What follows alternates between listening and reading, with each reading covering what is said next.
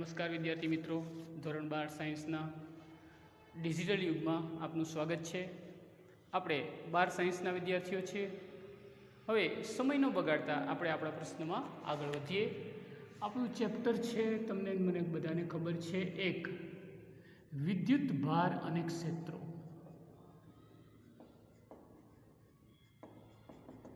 વિદ્યુત ભાર અને ક્ષેત્રો. મિત્રો, આપણે ચર્ચા કરી હતી કુલંબના નિયમ અદિશ સ્વરૂપે સમજાવો.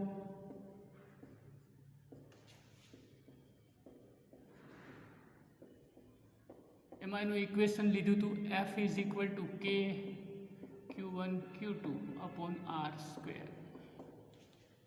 એટલે કે બે બિંદુવત અને સ્થિર વિદ્યુત ભારો વચ્ચે આટલું કુલંબ બળ લાગે. કેટલું? તો કે K Q1 Q2 upon R².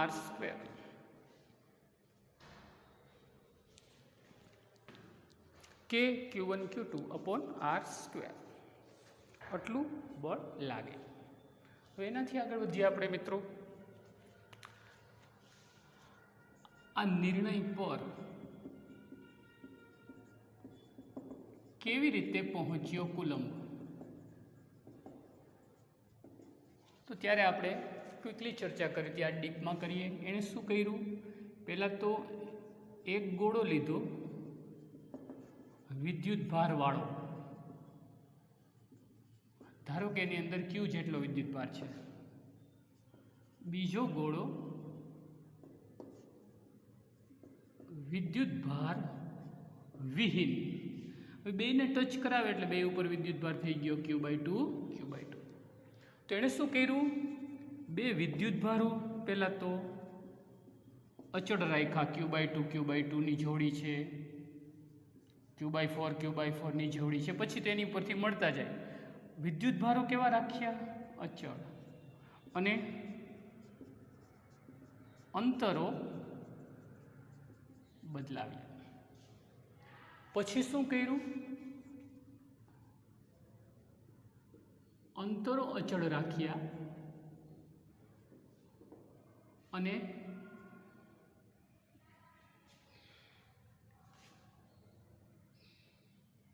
વિદ્યુત ભારો બદલાવ્યા અને અંતે નિર્ણય પર પહોંચ્યો. જ્યાં કેની વેલ્યુ 9 × 10⁹ રાખી અને એનો એકમ અહીંથી નક્કી કર્યો newton metre square upon coulomb square. આ તો એનો SI એકમ. આવી રીતે એણે ડિસિઝન લીધું અને કેની કિંમત શોધી. આ કેની કિંમત મળી ગયા પછી આ સિસ્ટમની મદદથી એણે બળ ગોઈતું બે વિદ્યુત ભારો વચ્ચે લાગતું. હવે એનાથી અગત્યની વાત, આ એને એક સિસ્ટમ હતી. કેની વેલ્યુ છે એ ઘણીવાર 1/4πε0 લેવામાં આવે છે. તો કેની વેલ્યુ 1/4πε0 લેવાય છે.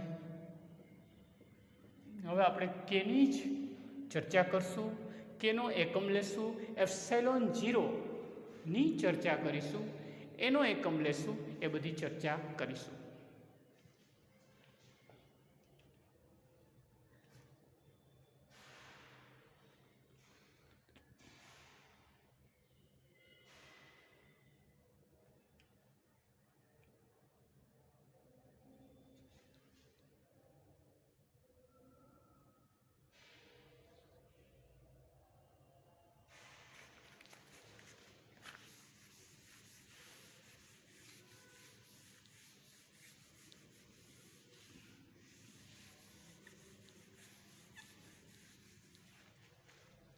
ક્વેશ્ચન આમ પૂછાઈ શકે, ε0 વિશે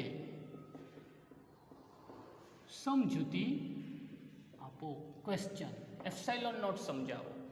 તો આપણે કહેવાનું પહેલાં તો K ઇઝ ઇક્વલ ટુ 1/4πε0 થાય છે, જ્યાં ε0 શૂન્યાવકાશની પરમિટિવિટી છે. શું છે? શૂન્યાવકાશની પરમિટિવિટી એટલે કે પરાવિદ્યુતિ કહેવાય છે, જેના વિશે તમે ડિટેલમાં આગળ ભણશો. હવે કેનો એકમ ઉપરથી એપ્સાઇલોન નોટનો એકમ નક્કી થાય છે. કેનો એકમ શું આપણે ધાર્યો હતો? Newton metre square upon coulomb square. જોઈ શકો છો આ હતો પહેલાં તો કેનો એકમ. કે અને એપ્સાઇલોન નોટ એકબીજાના વ્યસ્ત છે, તો એપ્સાઇલોન નોટનો એકમ કેનો વ્યસ્ત થશે. હવે આનું વ્યસ્ત એટલાને ઊંધેમાંથી કરી દો તો આ પ્લસ હોય માઇનસ ઘાત થઈ જાય, માઇનસ હોય પ્લસ થઈ જાય.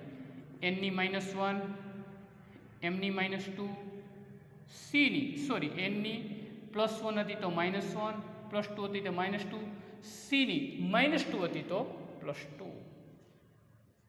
અથવા આમ પણ લખી શકાય coulomb square newton metre square. આ થઈ ગયો કેનો એકમ. ગુજકેટમાં પૂછાય છે, નીટમાં પણ પૂછી શકાય એપ્સાઇલોન નોટનો એકમ જણાવો. તો આ સરસ મજાનો એનો એકમ થયો. એ કેની જગ્યાએ આ કિંમત લેવાય છે એટલા માટે. એપ્સાઇલોન નોટની કિંમત જણાવો. એપ્સાઇલોન નોટની કિંમત છે 8.854 ગુણ્યા 10⁻12. એનો એકમ તો તમારી સામે છે જ. ન્યૂટનની -1, એમની -2, સીની 2. તમને પ્રશ્ન થશે કે સાહેબ આ કઈ રીતે આવે? જો આની મદદથી આ કિંમત કેની મદદથી મેળવાય છે. શું એપ્સાઇલોન નોટ બરાબર શું લખી શકાય? 1/4π કે. કેની વેલ્યુ તમે જાણો છો, 4ની જાણો છો, પાઈની જાણો છો, બસ મેળવી શકો છો. તો આ રીતે તમે એક સરસ મજાનો આનો પેટા ક્વેશ્ચન કહી શકાય. એપ્સાઇલોન નોટ એટલે કે શૂન્યાવકાશની પરમિટિવિટીની સમજૂતી આપો.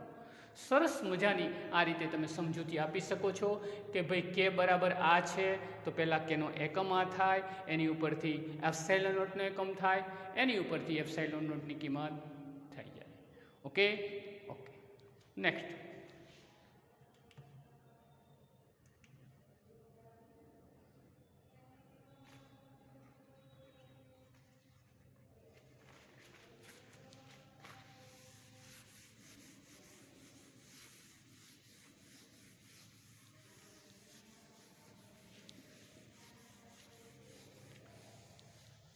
હવે જો મિત્રો તમને મને બધાને ખબર છે બળ છે ને એ સદિશ રાશિ છે. કેવી રાશિ છે? સદિશ. તો હવે કુલમના નિયમની આપણે સદિશ સ્વરૂપે રજૂઆત કરવી જોઈએ, કારણ કે બળની અંદર દિશાનું બહુ જ મહત્વ છે. હવે પછીનો પ્રશ્ન, કુલમનો નિયમ સદિશ સ્વરૂપે સમજાવો. સમાન વિદ્યુતભાર હોય તોય કઈ રીતે લાગુ પડે, અસમાન વિદ્યુતભાર હોય તોય કઈ રીતે લાગુ પડે, એ એના જુદા જુદા અંદરના ટોપિક રહેશે. મેઇન પ્રશ્ન, કુલમનો નિયમ સદિશ સ્વરૂપે સમજાવો.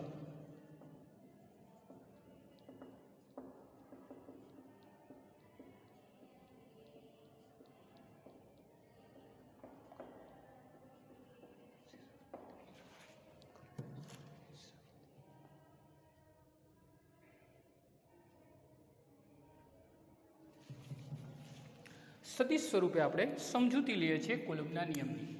હવે તમને મને બધાને ખબર છે બળ છે ને એ સદિશ રાશિ છે. આપણે અગાઉ શીખી ગયા કે કુલંબ બળ છે ને બંને વિદ્યુત ભારોને જોડતી રેખા પર હોય છે. હવે આપણે શરૂઆત કરીએ પહેલા બે વિદ્યુત ભારોથી. બે વિદ્યુત ભારોના તંત્ર દ્વારા Q1 Q2 દ્વારા સદિશ સ્વરૂપે આપણે સમજૂતી લઈએ છીએ. હવે જો સદિશ સ્વરૂપ માટે નેચરલી છે તમે હું જાણીએ છીએ સંદર્ભ બિંદુ હોવું આવશ્યક છે. તો જો O એક સંદર્ભ બિંદુ છે, શું કર્યું? ત્યાંથી આપણે બે વિદ્યુતભારો લઈએ છીએ, Q1 અને Q2. તો હવે આપણે સદિશ સ્વરૂપે રજૂઆત કરીએ છીએ. શું કીધું કે ભાઈ બિંદુ આપણે શું કીધું?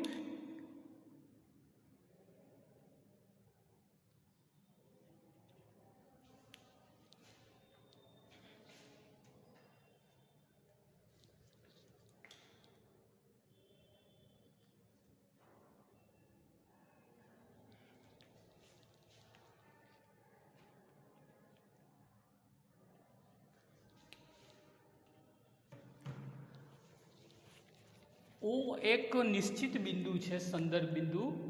એની કમ્પેરિઝનમાં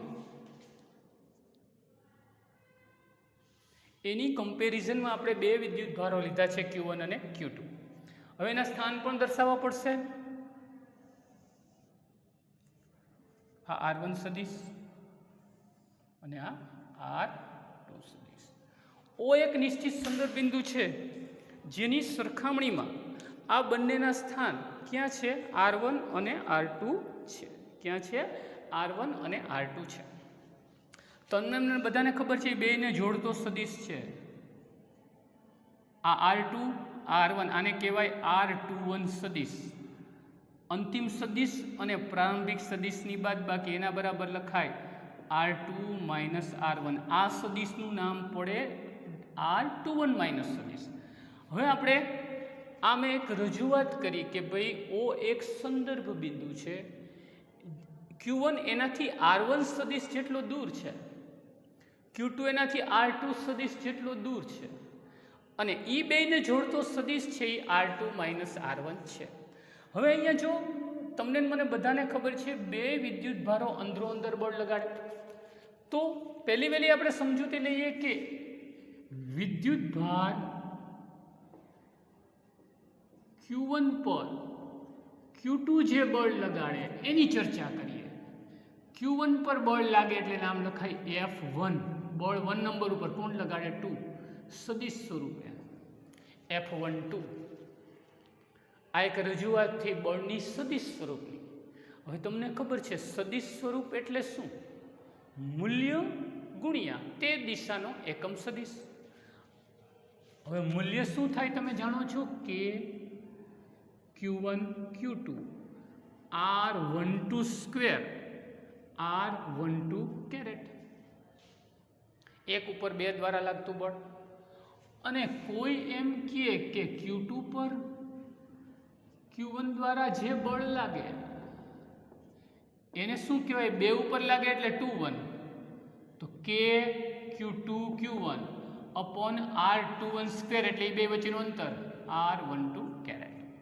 તો જો અહીંયા આપણે હવે માની લ્યો કે બંને વિદ્યુતભારો સમાન છે, મતલબ ધન તો ધન ઋણ તો ઋણ છે, એટલે કે આપણે લખી શકીએ બે 0 થી મોટા છે. સમાન હોય ધન ધન એ ઋણ થાય, ધન ધન એ ધન થાય, ઋણ ઋણ એ ધન થાય.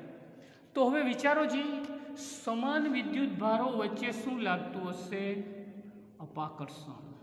તો પહેલી વહેલી વસ્તુ અહીંયા દર્શાવી રહ્યો છું, બે ઉપર જે એક બળ લગાડશે આમ ધક્કો મારશે અપાકર્ષણથી, તો આ દિશા થાય F21 ની.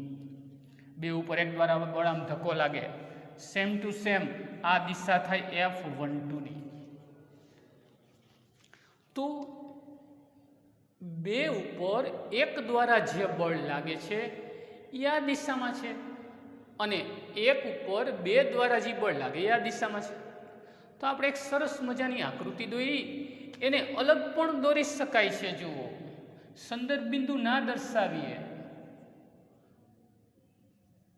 તો આ દિશા થઈ F21 ની, આ દિશા થઈ F12 ની. તો આ રીતે તમે બળને સદિશ સ્વરૂપે તમે દર્શાવી શકો છો. હજી એની હાઇલાઇટ્સ તો બાકી જ છે. તમને ખાલી સિમ્પલ પૂછે કે કુલમનો નિયમ બે વિદ્યુતભારો માટે સદિશ સ્વરૂપે દર્શાવો અને એની પ્રાથમિક માહિતી આપો, અને એક દ્વારા બે ઉપર કેટલું બળ લાગે છે અને બે દ્વારા એક ઉપર કેટલું બળ લાગે છે તે સમજાવો. હજી મિત્રો પ્રશ્નો અધૂરો છે હવે આપણે આ બેની ચર્ચા કરવાની છે. આ તો બધું બરાબર છે, આની ચર્ચા કરવાની છે.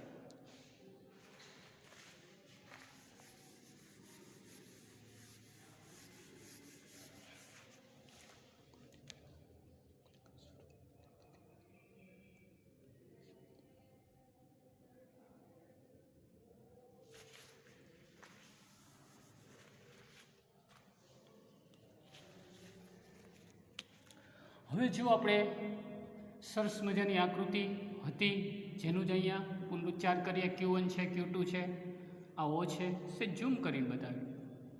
આ R1 છે, આ R2 છે, આ સદિશની દિશા આ છે એ R21 છે, આ દિશા છે F21ની છે, આ દિશા છે F12ની છે. હવે પહેલાં આપણે આ જે ક્વેશ્ચન હતો F12 બરાબર R12 કેરેટ, તો એની અંદર આ R12 કેરેટ શું છે એની આપણે ડિસ્કસ કરવી અત્યંત આવશ્યક છે મિત્રો. R12 શું છે એની ચર્ચા અત્યંત આવશ્યક છે. હવે R12 નો મતલબ શું? કેરેટ એકમ સદિશ. તો કે R12 ની જે દિશા છે સદિશની એ દિશાનો એકમ સદિશ કહેવાય. તમે જાણો છો કોઈ પણ એકમ સદિશ છે એ આ રીતે રજૂ થાય. સદિશ છેદમાં એનું મૂલ્ય આ રીતે રજૂ કરી શકાય. કોઈ પણ દિશાનો એકમ સદિશ એટલે જે તે સદિશ ગુણ્યા તેનું મૂલ્ય. સેમ ટુ સેમ આ પ્રશ્ન પૂરતું આ R12 લખી શકો. એની અંદર હું ક્લિક કરું, આ મૂલ્ય છે ને આ મૂલ્ય છે, તો અલગ સ્વરૂપમાં હું આમ લખી શકું કે Q1 Q2 R12 સ્ક્વેર, અહીંયા R12 સદિશ છેદમાં R12 નું મૂલ્ય. હવે મૂલ્ય છે અહીંયા 2 વાર ને અહીંયા 1 વાર, તો 3 વાર મૂલ્ય થઈ ગયું. R12 ની 3 ઘાત R12 સદિશ. આમ પણ તમને પૂછાઈ શકે, તમારે આ રીતે એને લખવું પડે કે Q1 Q2 R12 ની 3 ઘાત R12 સદિશ. આવું એક્ઝામમાં ટ્વિસ્ટિંગ કરવા પૂછી શકે, આવું સાબિત કરો લ્યો, તો તમને એની ખબર પણ ઘણીવાર હોય છતાંય ભૂલાઈ જાય આ રીતે તૈયાર ન કર્યું. બીજું તમે જાણો જ છો F12 બરાબર -F21 લખી શકાય. એટલે કે 12 ની દિશા અને 21 ની દિશા બે વિરુદ્ધમાં છે, બાકી બધું સરખું છે. હવે એનાથી આગળ એક નાનકડો ટોપિક લઈ લઈએ અને આ પ્રશ્ન અહીંયા પૂરો થઈ જશે. માની લો કે આ બે છે એ કેવા પ્રકારના વિદ્યુત ભારો હોય? અસમાન હોય તો શું થાય?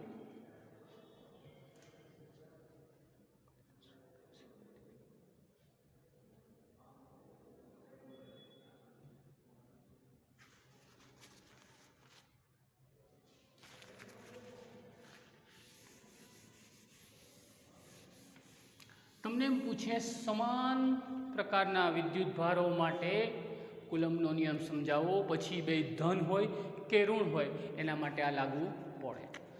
હવે એનું ક્વેશ્ચન, અસમાન વિદ્યુત ભારો માટે કુલમ્બનો નિયમ એ સ્પેશિયલ Q1 Q2 લઈને સમજાવો. તો જો બહુ સરસ મજાનો ક્વેશ્ચન છે, બધા અહીં ધ્યાન રાખજો. આ Q1 છે, આ Q2 છે. હવે જો Q1 આપણે બીજો સંદર્ભ નથી બતાવતા, Q1 છે એ પોતાના તરફ ખેંચે એટલે F12 ની દિશા આમ થાય. જો આ જ આમાં ફેર છે, અને અહીંયા F21 ની દિશા આમ થાય. એક ઉપર જે બે બળ લગાડે ને બે ઉપર એક બળ લગાડે એની આપણે દિશાની વાત કરી. શું પહેલાં શું હતું અને પછી શું થયું? એક ઉપર બળ છે એ 2 નંબર કેવી રીતે લગાડતો હતો? પહેલાં આમ ધક્કો મારતો હતો. જો આ હતી અપાકર્ષણની વાત સમાન હોય ત્યારની. હવે એક ઉપર જે બીજો બળ લગાડે છે એ પોતાના તરફ આમ ખેંચે છે, એટલે આ દિશા થઈ F12 ની. 2 નંબર 1 નંબરને આમ ખેંચે, જેમ થમ્સઅપ પીતા એમ ખેંચે, સેમ ટુ સેમ આ દિશા થઈ F21ની. બાકી ઇક્વેશન લખીએ આપણે તો એ આવું જ રહેશે, F12 બરાબર K Q1 Q2 R12 square R12 caret, F21 is equal to K Q2 Q1 R21 square R21 caret. તો જુઓ અહીંયા લખી શકાય Q1 Q2 less than 0. Note this point. વાં શું હતું? Q1 Q2 ગ્રેટર ધેન 0 હતું. અહીંયા શું છે? લેસ ધેન 0 છે.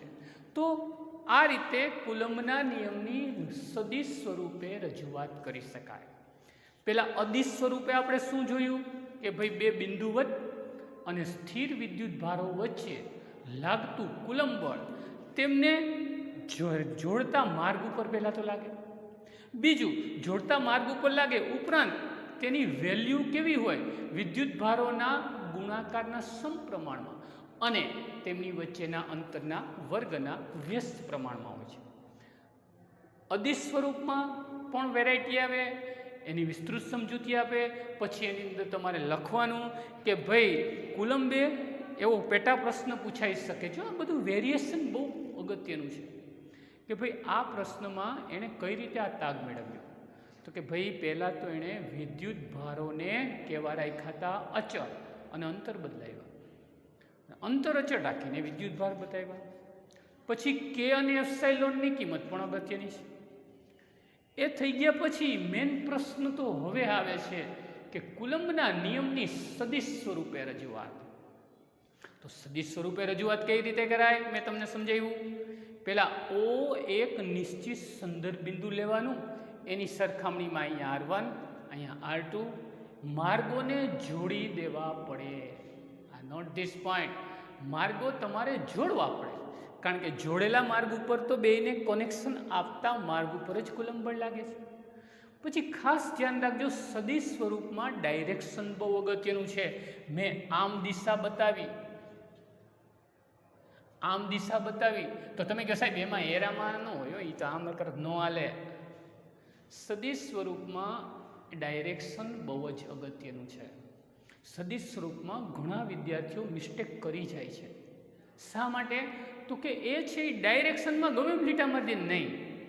આકર્ષણ હોય તો કઈ રીતે ડાયરેક્શન હોય, અપાકર્ષણ હોય તો કઈ રીતે ડાયરેક્શન હોય, એ તમારે જોવું પડે. કુલમ્બના નિયમમાં ખાસ ધ્યાન રાખવાની. તમે કહો સાહેબ આમાં યાદ કઈ રીતે રાખવું? 1 2 લખો, 1 2 લખો, 1 2 સ્ક્વેર કેરેટ, આ બધી જ માહિતી તમારે લેવી પડે. તો આ થઈ ગઈ કુલમ્બના નિયમની સદિશ સ્વરૂપે રજૂઆત. પણ મિત્રો ખાસ ધ્યાન રાખજો, કુલમ્બના નિયમમાં મેઇન વસ્તુ આપણે શું ધારી હતી એ જ કે વિદ્યુત ભારો કેવા છે? બિંદુવત અને સૂક્ષ્મ. તમે કહો સાહેબ મોટા વિદ્યુત ભાર હોય તો શું કરવું? એનો એક પ્રશ્ન છે. મોટા વિદ્યુત ભારમાં અંતર વધારે હોય તો તમે શું કરી શકો? એને આ રીતે ધારી શકો છો. તો આ રીતે કુલમ્બના નિયમની સદિશ સ્વરૂપે રજૂઆત થઈ. એના ઘણા બધા ઉપયોગો છે મિત્રો. હજી તો આ શરૂઆત છે બે વિદ્યુત ભારો રાખીને. એનાથી આગળ વધશો તો ઝાઝા બધા વિદ્યુત ભારો આવશે અને સંપાતપણાનો સિદ્ધાંત લાગુ પડશે. સંપાતપણાનો સિદ્ધાંત એટલે માની લ્યો કે મારી પાસે 500 વિદ્યુત ભાર છે. કેટલા? 500. એમાંથી કોઈ મને એમ કે સાહેબ એક ઉપર લાગતું વિદ્યુત બળ શોધવું તો શું કરવાનું? કે સાહેબ કાંઈ વાંધો નહીં, એક ઉપર બીજો લગાડે, ત્રીજો લગાડે, ચોથો લગાડે, પાંચમો લગાડે, કરી દો ભેગા. તો 500 બળ ગણવામાં મિત્રો કેટલી વાર લાગી જાય જે તમને કોઈ ઇમેજિનેશન નથી. તો શું કરવું? તો ત્યાં સંકલન એટલે કે ગણિતના નિયમો મદદે આવે છે. સંકલન કરવાનું, ત્યાં જ્યાં સુધી જવાનું હોય ત્યાં સુધી સંકલનના આપણે સૂત્રો પણ લખાવેલા છે, એની ચર્ચા કરવાની.